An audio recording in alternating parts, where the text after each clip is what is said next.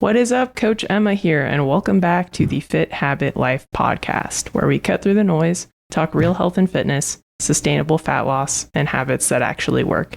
And today, I have a super special guest with me, Coach Will Hastings. He's based out of Delaware, and he primarily trains youth athletes. So I thought it would be really fun to have him on and talk about that and talk about how he helps athletes perform at an elite level and move to that next level from high school to college and so on. So welcome. Hey, thanks for having me on. Like you said, I do focus on youth athletics. I guess I can start the reason why I chose to work with youth athletes, that would be more so I wish I had the coach that I am when I was growing up. In this area, there's an extreme hotbed, so to speak, of youth talent in every sport. I'm not kidding, almost every sport at this point. My local high school now, they just won states for baseball last year. I think they won 3 state championship titles in spring. Yeah, and it's different sports, and it's one of them's on there in the last 20 years they've won it, I think 18 times or something ridiculous. Which crazy. Is great. It's like that's my point is there's so much talent down here.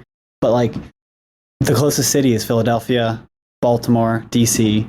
So I mean, they're kind of far as driving and everything, especially this time of year, summertime. So summertime and school when kids are busy, they can't really travel as much. So that's where I decided to focus more on that route. And I started off as just a soccer coach. Transitioned into personal training about 3-4 years into it when I just basically got tired of working with teams because I wasn't really making an impact. It seemed no one was really focusing as much. I just didn't feel like I was making an impact. So got my personal trainer certification and 7 or 8 others since then to kind of encompass the entirety of the athlete from mindset, nutrition, recovery, corrective motions, all that fun jazz. So it's been a nice way to kind of come full circle and help athletes now who play at top levels and go to places where they straight up, the parents tell me, we can't do 3 days a week up north. We can only do 1 or 2. So we need an extra trainer down here. And it's without that, their kids may not get to the top levels. And then that's where I come in.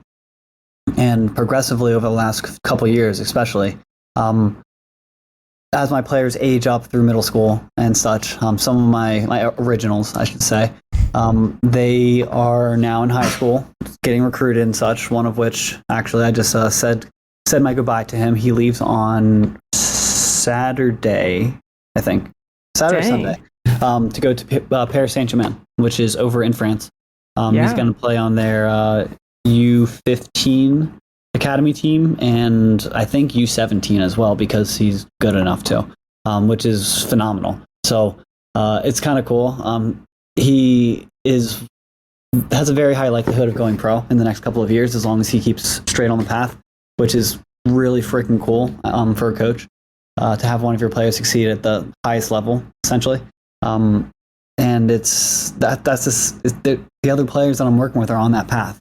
So it's really cool to help cultivate that young talent, not just in soccer, but swimming. I've got swimmers I'm working with now, lacrosse players, general speed and agility.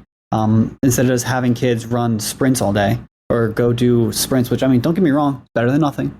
But you got a little rest time in there. You teach them why they're doing it. You maybe show them the way to do it, the pattern they should, instead of just doing it this. They actually have a guideway or a pathway to follow, and their muscle growth, speed, everything just increases so much faster. And it's just kind of putting them on a fast track. And that's the point of why I become a trainer. So I can help players get on that fast track as fast as possible. Started off with just soccer, but now it's every sport I can imagine. That's awesome. Yeah. And I was a D1 athlete, and growing up, water polo, bottom of the totem pole. Even in college, we had different strength and conditioning coaches every quarter. because we'd get like the interns or something. So we could never like build on it, on what we learned, or like one guy would have us do animal flow and then the next person wouldn't even have us touch weights, or they'd have us run and then half my team sprains their ankles because we play water polo. So I wished I had a coach like you, or even someone with the knowledge that I have now. Because man, like, and especially dietarily, I'm sure you see that a lot. Like nobody knows what to eat to fuel performance. So simple. That's the best part. It's like I teach the hand method mostly now. It's the easiest way for the kids to learn. And then if they want to know specifics, I can give them more specifics. But like, it's just not necessarily, they don't need to know the numbers. They don't need to know what's their caloric intake per day. Just know they need to eat a lot. That's basically it. And it's like, if they want to know, I mean, I have during my youth exercise specialist cert, they went through the caloric intake average athlete, not like they're higher level athletes. I think at like 12 or 13, it was up into the 3,000, 3,200 per day. And it's like, that's maintenance for a 13 or 14-year-old. And it's like, whoa, you got to figure out how to do that smart, or else you're just going to eat crap and you're going to feel like crap. So at like the camp, I did a camp this week, and the topic each day was first day nutrition, basic nutrition, just went over protein, what levels they should eat per day kind of thing, what kinds of protein. I even handed them out a little worksheet guide where it had a calculator on there and foods that they can eat more of, not a lot of, and then avoid basically, or I guess otherwise. But yeah, and I also sent them the whole nutrition guide right off the bat. So that's kind of like one of the things I do in my packages when someone signs on with me is I send them that guide, because it's like, just with that, they can just read that. If they want to ask questions, cool. If not, they have that information and they have the idea at least. That's my goal, is to give them an idea. So that way they're not walking blind. It's not like going to the store like, what should I get kind of thing. And it's like, well, you should maybe focus on this versus this.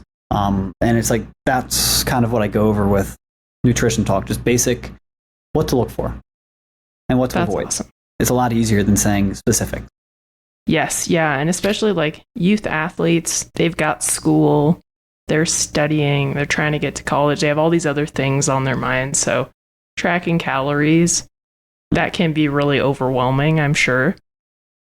And it leads to body dysmorphia and poor body image. And at that age, it's like, that's the time when you pick it up. Like myself, I was 132 pounds and 6'2" as a senior. Oh, yeah, I wow. was tiny. Yeah, exactly. So I've come a long way since then. And it's like, the first thing that really put me to the next spot was I started lifting with one of my closest friends. And like, that's like, looking back on it, that's really what turned the page for me from believing that strength training needs to start as soon as possible. Because like, as soon as I started that, I wasn't able to do, I think, up to 17 push-ups maybe in a row. And for lifeguarding, I had to get 40 in a minute. I think I was able to get, during my rookie test, I think I got like 50-something push-ups. And it's like, that's a massive accomplishment, where before I could barely do anything. And it's like, that was just being consistent. And it's like, youth athletes, the more consistent they are with me, the better, the quicker they start to pace ahead of their teammates and move away, essentially, and get talked bad about, sadly, in this area. It's a lot of very ego-driven, which it is what it is. That's kind of where I'm at. That's why I want my Apex Performance to be a spot where there's no, I don't affiliate with any club specifically. I've tried to be as neutral as possible, work with as many places as possible to help as many people as possible. Because in the area that I'm in, if I pick one, then I alienate myself from everyone else. It's not like you can do both. It's like, nope. Dang, that's a bummer. But that's awesome that you're trying to fix that culture. And the more kids you help, the more that culture changes from within, kind of thing. That's my goal. And there are some more trainers coming down who think that way. And I actually live nearby to a gym he's pretty much the same kind of trainer I am, but focused heavily on lacrosse. He was like a 2-time All-American lacrosse player in college, I think, or something like that. Very, very high level. So he knows what he's talking about and doing. He's been at it for like 15 plus years. So he's just like another version of me, but different sport. And we coexist just fine. We help each other. We communicate well. And it's like, I don't know many other gyms in the area who the staff member from this point can go over to here and not get looked at weird by their whole gym. And it's like, that shouldn't be the case. Then youth athletes suffer because then it's like, they have to choose. And it's like, you walk in with the wrong thing on your shirt, they're going to look at you like, why are you here? It's like Mean Girls in high school. Weird. That's crazy. That's crazy. Well, I'm glad that there are like some less, what's the word? I always forget it. Like, not growth minded, but like not Less. scarcity minded. Scarcity minded. There's a lot of that around here. But the few are starting to shine more, which is very good. And I was working with a soccer coach this week. Same thing. I almost brought her onto my business, and then she has her own thing. And it's like, why don't we just partner up sometimes? You keep your thing, I keep mine. We have a very similar mindset. Work together. And that's awesome. That's what we're doing. So it's like, we're trying. We're slowly building a good relationship with as many people as we possibly can. Yeah. That's great. And that's important, like in business in general. Like people don't realize that. I've noticed. They're very me. Not really well, if I help this guy, he might be able to trade me something for what I do, and then that's a cost that I'm saving. And then we get that partnership, and it's like, it just makes sense. And it's like, you win, I win, they win. Why not do it? Oh, your ego? Cool. Glad you think like that. And it's like, it's just hampers the entire industry. It's not just in youth athletics, not just here, it's everywhere. And that's, I think, the real thing that really needs to head out the door kind of thing. Check your ego out the door. I think, so there's a business networking group that I'm in, and their slogan is Givers Gain. And honestly, it's so true. Like, I can see in my business networking group, the people who are very scarcity minded, they burn bridges, and then nobody gives them referrals anymore because they don't feel comfortable doing that. They don't trust them. They don't want to give them business. Exactly. No one wants to help somebody who's an asshole. Pardon my French. No, yeah, so true. But like, it's like, I've learned that just from growing up in the family business that I was in, is transportation and advertising. And it's like, if you burn a bridge, the wrong bridge, it can really, really take your business down. And it's like, my mom was one of those people where you burned a bridge with her, your business is going to suffer dramatically. So it's like, I learned the power of that just from, and she got that power by being nice to everybody. Well, what do you know? Just making friends with everyone. Be like, oh, okay, you do something I like, we'll help you sometimes. We're friends. Cool. I'll ignore the other stuff. It's fine. And it's like, that's how it should be. It's like, everyone's going to run their business a certain way. Everyone's going to run their gym a certain way. But it's like, you shouldn't put up walls. You should put on like gym battles or something. There's like 5 or 6 premier gyms in the area I'm in. And I'm not even kidding you. If they did like a trainer gym battle like that, that would be a huge event. They could do that 4 times a year. And each gym pulls in, they split it however many ways. And the winners get a certain, it's like, I just thought of that on the spot. It would make them a lot of money and promote healthy relationships in the area. But nope, that won't happen. Everyone's too ego driven. They all want money.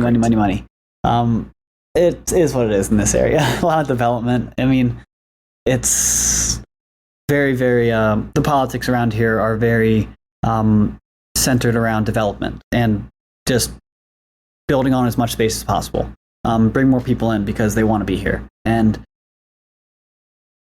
that mentality is kind of what's trickling in, which is not the best. But on the flip side, the people coming in, there are those who do want to build community. So it's like, is it going to happen? Maybe. We don't know. We just got to wait and see how it goes, because some people are great. Some definitely only think about themselves. Yeah. Well, hopefully, hopefully that crossed, it works out.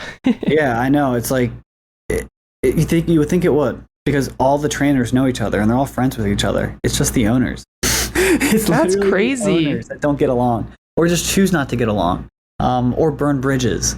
I'm not even going to get into all that. There's a lot of burnt bridges. I was part of one of the bridges that got burnt at a facility, and it's just like, yeah.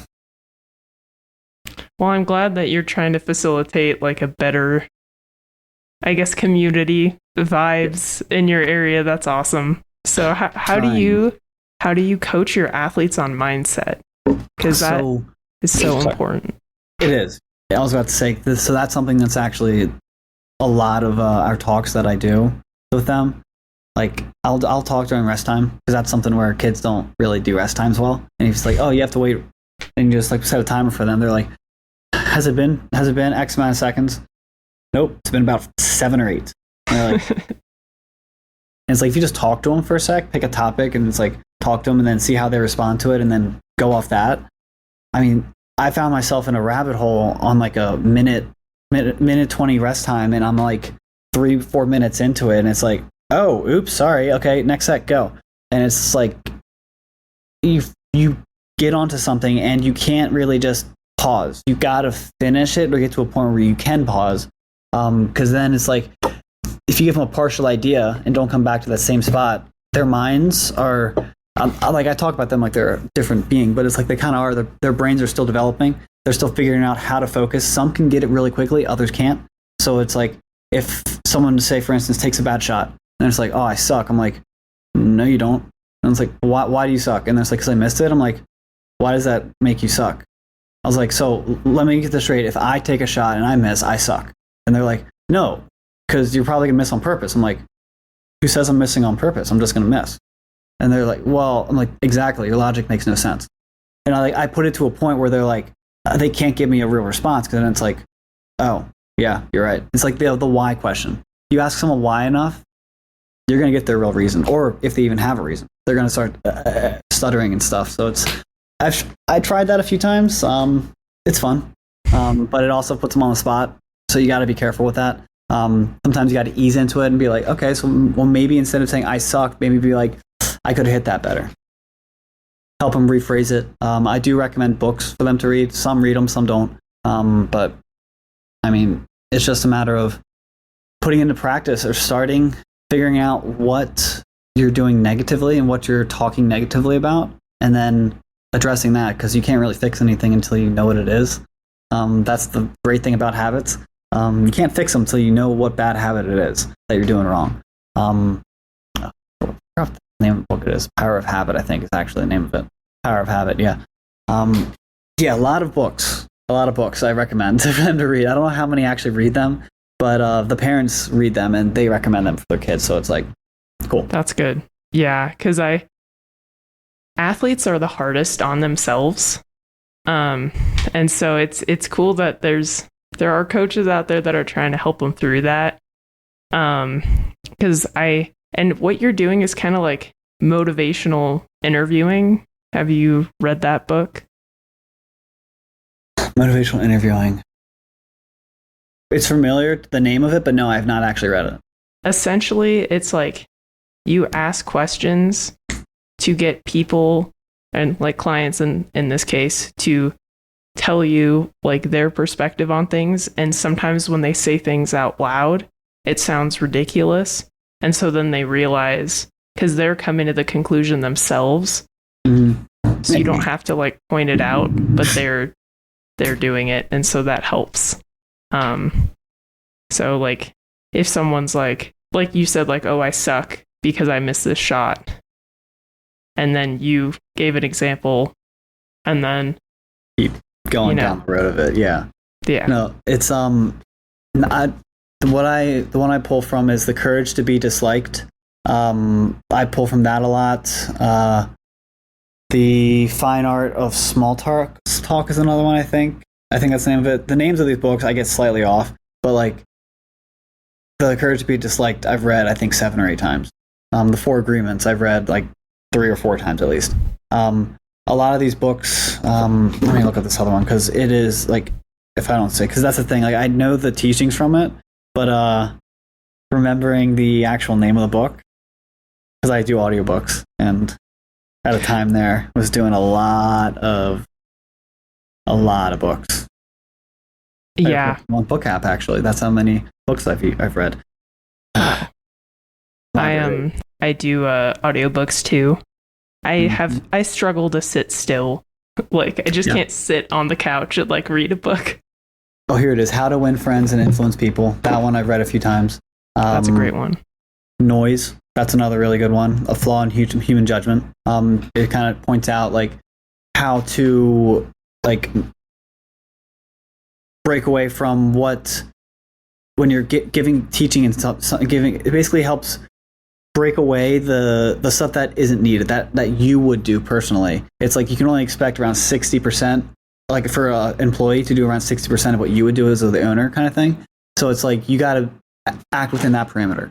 So that's where it's like when instructing, it's like, okay, so if I do it this way, I'm going to hit all these checkpoints. I need to then give this player the idea where, okay, I'm going to do it this way, and then I'm going to show you full speed for me. Now, you're going to try it your way, and it's going to look different. It's going to feel different probably. You're going to make a mistake or two, and we're going to adjust.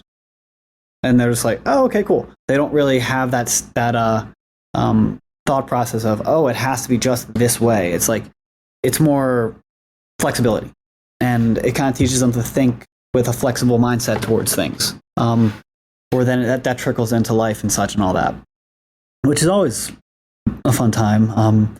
Helping kids with that. Untethered Soul. There's another good one too.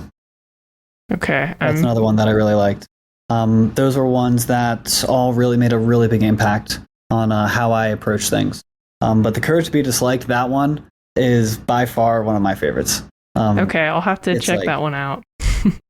It's just, it teaches, like, the more you listen to it and the more you see their interactions, there's actually a second one of it too. The Courage to Be Loved, I think, is the name of it. Same pairing of it, back and forth style. But just the way that it goes about things, it kind of shows you to look at other people's perspective. Because one kid's just complaining, and then the older guy is just like speaking wisdom. And it's like, okay, well, if this is happening, what do you think that might be happening in their life? Like, or Mind Pump says, meet people where they're at. That's the the mindset that, hey, Milo, no, we're not doing that. We're not growling. That's the mindset that I go about when talking with people. It's like meeting where they're at. So if they're grouchy, grumpy, I'm not gonna be like, hey, buddy, how you doing? It's like, well, what's up with you? You have a good day? And then they'll just be like, not really. And then I kind of meet them where they are with their lingo even. Like, I break away from the very formal coach player thing. And that's the thing with working with kids. You gotta roll with the punches, because if you don't, like, they're just gonna not want to come to practice.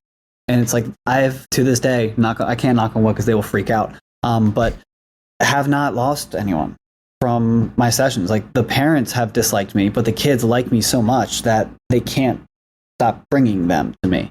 So it's like, it's a win-win. But it's just, there's a lot of mental side of it that they're club coaches that I have to deal with. They yell a lot, yelling, and it's like, I can't bring myself to yell. I'll raise my voice and project it, but my players know that if I go quiet, that's worse than if I start talking. Like, I'm not going to talk over them. I'm not going to, like, I'll just go silent. And that's when they know, okay, we need to be quiet. And actually I worked with actually Anne's daughter, Lila. And that's awesome. She made this comment to me. Fantastic girl, by the way. As long as she sticks with it and doesn't hurt herself, that girl's going to go places. Crazy energy. Reminded me just like of this girl down here that I work with. So as soon as I got that vibe from her, I was like, okay, I'll just start acting like that. And something that I never really thought of, but realized that the more I've coached, because over the years, when I first started, I didn't really know how to create that good contact with a player off the bat, because you have to. It's like, if you don't make a good connection in the first 15 seconds or so, 10, 15 seconds, they're going to have this little chip against you, or like, oh, he did that. Well, maybe this is going to be like that too. And it's just like a worm that digs into their mind. And it's like, you got to make the right impression. And every player's different. And with Lila, it was kind of cool because Ann told me that with her club coach, she's kind of goofy and stuff. And she does what she does. But she noticed that as soon as she started working with me and we got into it, like there was a set, like a level of respect that I commanded just by like how I approached her and set the guidelines very off the beginning. And I don't even realize that I'm doing that. It's just how I do it now. And it's something that the more you coach, the more you develop that, and the easier it gets. And then the easier that gets, and then more people like you, and then it just cascades to better things. So it's like just getting the reps in. That was the hardest part. Learning how to talk to the kids. The books helped significantly. But I mean, I have 2 certifications for behavior change specialists. I'm behavior change specialist and mental toughness specialist. And those I'm learning now are probably some of the most used certifications that I have, because those help me think a little differently and understand the books that I was reading. So that way I could then teach the kids the readings instead of expecting them to read a book about a Japanese philosopher talking with a kid about his life. And it's like, good luck. They're not good. Yeah, exactly. They're not going to want to hear that crap. I mean, not crap, but they're not going to want to hear that. You talk to them about, oh, what was the this episode of so and so? Oh my gosh, yeah, let's talk about that. And it's like, okay, but they don't want to talk about books.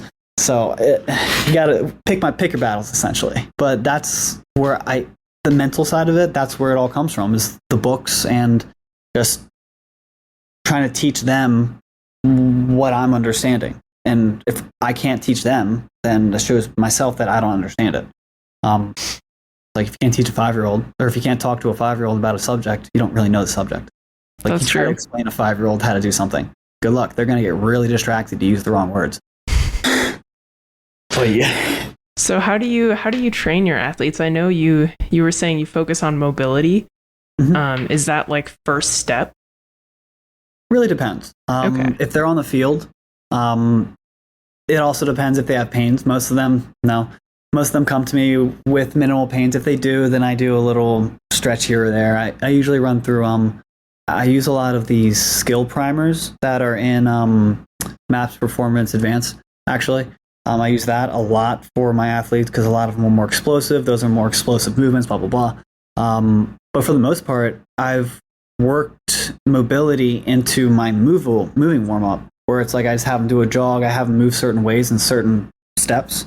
So that way it starts from like the ankles up into the knees, into like the hip area, twisting more, core twisting more, twisting while stepping around kind of thing. And it's like testing their like balance while moving in different it's like slowly waking all of their muscles and stabilizers up versus just like, okay, we're going to do this and then this and then this. And it's like segmented then. This is all just a 7 or 8 minute warm up, which, so basically it's like moving mobility essentially.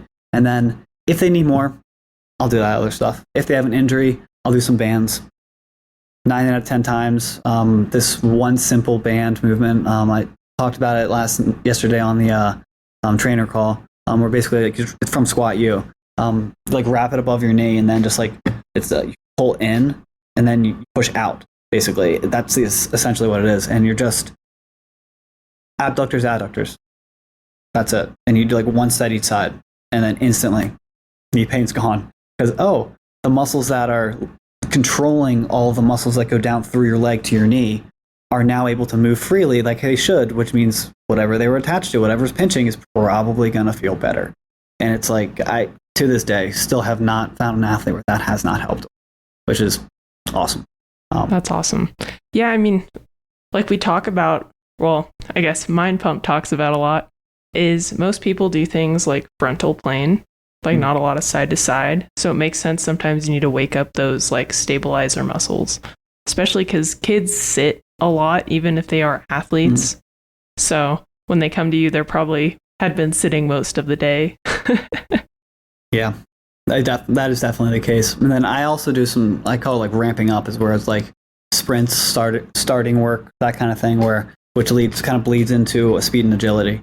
Because then I do like a warm up mobility kind of thing into speed and agility, and then ball work, and then big stuff. In the gym though, I just do primers, like 2 or 3 main body movements, maybe some 90s, world's greatest stretch, nothing too crazy, handcuff with rotation. I've started doing lizard with rotation, world's greatest stretch, same thing. But that paired with handcuff with rotation as my basic, just like, all right, do those 2, and the majority of you will be fine, like ready to go. Because like if you do them, the more they do them, the more they figure out how to plant their feet, how to do all that, and it's like a full warm up just by doing that. The handcuff with rotation is one of my favorite shoulder mobility warm ups. Like it's so simple and can be done. All you do is lay down or lay against a wall or like stand up and do it. It doesn't matter. It works better. It works however you want it, and it's like it works for every athlete, and it's so simple to teach. And that's why I enjoy it as one of my go-to. Fantastic. It's awesome. It's one of my favorites personally. Mm-hmm. I feel like swimmer, 100%. My swimmers loved this one. I would do that, and they start doing this, and you're like crack, crack, crack, crack, crack, crack, crack, and I'm like, yeah, buddy, that feels good, doesn't it? He's like, yeah, like barely able to breathe. It's like, Yep. That's awesome. And then usually, like for strength training, what do you focus on with them? Are you just doing like one compound lift? No, it's kind of interesting because it's a blend of MAPS 15 and performance advance. So what I'll do is like I like using the performance advance movements where it would have it broken down to the eccentric, concentric, isometric, those ones, and then I would take say the split stance squats where it has them holding for 6 seconds to going down. Do that for the first portion of the 15. Mix that in with the same 6 second down tempo, the same everything that would be in the other program. Put that into the MAPS 15, and given the MAPS 15 rest times, adjust the weight accordingly. Blah blah blah, and then do an upper body motion. Most of the time, if I'm doing a lower body thing, I'm going to do some kind of explosive press or explosive row. I really like trap bar. Stuff. That's when available. Trap bars are awesome, and landmine. I actually got a couple. It's not over there. Nope. I had a little like a barbell bomb. Oh, cool! And you put it on the back of it. Yeah, and those things are fantastic. I keep one in my bag whenever I'm out and about, just because whenever I'm training. Now I just don't keep it in my backpack like when I'm going to do other stuff. It's like, oh yeah, I'm just gonna have a barbell bomb. You never know when I want to do landmines. But that's something where more advanced athletes, they love it. I have a lacrosse guy who, if as long as he keeps going, he's gonna go to some kind of school. This kid's freaking beast. Like, that's awesome. He looks like he's an absolute monster strong, but then you put him in the gym and put like weight on them, have them do full range of motion workouts, and it's like they don't have strength that way. They have strength in like active strength. They don't have muscular, just like movement strength. And once you explain to them, buddy, you're this good without this. You add this, it's like you just wait for them to put it together, and they're like, oh, it's like, yeah, just add it in. And Dr. Tina, she actually, I think that was her name. She was on Mind Pump. The skeletal muscle. I'm butchering that, but the skeletal muscle. She's the expert on that. And I asked her about the youth, and one thing that's stuck with me from that is she said, as early as you can, get them start strength training, because like the studies now are showing, like the quicker you can get them in strength training, the less problems they have as they grow. That's like, awesome. It's like 50% less growth issues or something like that. That's great. It's really, really cool. The studies and stuff that are starting to come out. There's only a couple. There's not many.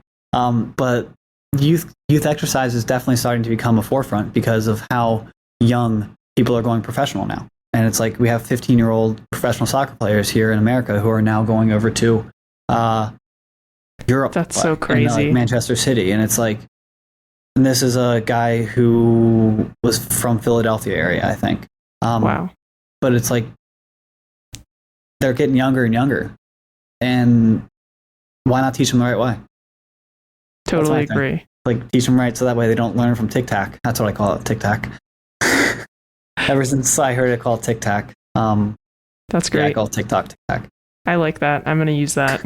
I'm gonna use that. I've tried It's to a get fun on one. there. I can't do it. Oh yeah, I couldn't bring myself. Yeah. They asked me, my people I work with, like, why aren't you on it? Aren't you in like your like low 20s? I'm like, first, thank you. No, I'm not. I'm 31, and they're like, what? I'm like, yeah. Anyways, two, I'm not gonna get on the Tic Tac because it's not what I want to consume. And they're like, the Tic Tac? I'm like, yes, the Tic Tac. And then I just walk away. So it's a generational thing. What it is. I understand. I understand for sure. Well, I know you got somewhere to be. Yeah, I just checked the clock there. I gotta start bouncing here. Yes. But what do you want to leave our audience with before you go? The last thing, I mean, I guess if you're gonna get into youth training, don't follow Instagram. A lot of them are nonsense. Go to a trainer and ask them if they work with youth players. If not, go on Facebook, ask somebody if they work specifically with youth athletes or have worked with youth athletes. Don't just go and ask their coach, hey, I want to get some extra reps. Some do one-on-ones, but others might just do it for cash, which I don't want to I don't want to shoot people's side hustles in the foot, because that's literally how I started. But the thing is, I made that switch really quick. It made it very obvious to the people that I'm not just a coach who does this as a side gig. This is my profession as a youth athletic trainer. And the better quality you can get your youth athletes to at the start, the less problems you'll have down the road. Because there's nothing worse than getting, say, a soccer player to get trained by a football trainer, and they start having extreme knee injuries because they're only training in one plane of motion, because that's how some football needs to train. And it's like, you got to match what you're going for. You got to go with the trainer that matches your sport or athletic need. That'd be my thing. Trust, don't verify. Or verify, don't trust, I should say. So if someone tells you, oh, this guy's awesome, okay, don't just blindly jump in. Figure it out. Look into it. Exactly. I think Sal actually said this, either Sal or Adam, on one of the podcasts, but a trainer will be shopped by their their potential client for up to 3 months ahead of time. And when I heard that, I was like, I don't really know about that. But then the more I got reached out to by people, oh, we've been meaning to reach out to you for the last couple months. Oh, we've been reaching out to blah, blah, blah. It's just like, oh, he's actually like that. That's right. So it's like, shop, take your time. Don't rush. Follow me on Apex Perf Co. at Instagram. And then I just post a lot on my personal account, William Hastings on Facebook. Friend me if you want. Follow if you want, whatever. But I do have a training account that's linked to there too. So I have a link tree for all that fun jazz too. So that's all on my account. But cool. That's all I got for today. Thanks, Emma. It was fun. I'll put that in the show notes. And thank you guys for listening. Again. We got to do the coffee thing again. I know. My life has been very crazy, and I'll explain I know. Off the. You're good. You're good. I know. Some coaches commented in it, and I thought about it, like, I'll ask her when I get on the podcast with her. Yeah, it's been a hectic summer, to say the year. 6 months, 7 months actually. Oh my gosh, it's August. It's been a crazy 8 months. Yep, it's August. And end of August. Crap, it's end of August. Okay. And I feel like I haven't had a summer. Anyway. Yeah, I feel you. Thank you guys for listening. If this resonated with you, share it, subscribe. It helps us get in front of more people and help more people. So on that note, I'll see you guys on the next one.